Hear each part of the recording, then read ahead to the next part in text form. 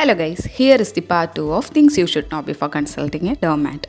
അപ്പോൾ ഫസ്റ്റ് ഞാൻ പറഞ്ഞു നമ്മൾ ഫിനാൻഷ്യലി കുറച്ച് സെറ്റായിരിക്കണം.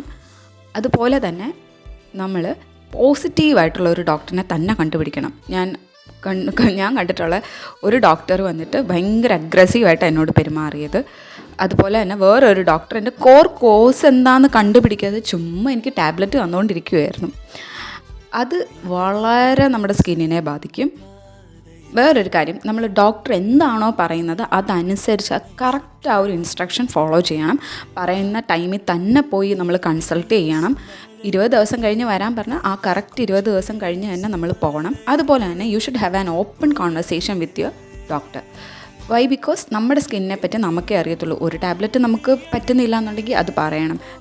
തരുന്ന എന്തെങ്കിലും ജെല്ലോ ക്രീമോ എന്തെങ്കിലും പറ്റുന്നില്ല എന്നുണ്ടെങ്കിൽ U should have an open conversation. That is the main important thing.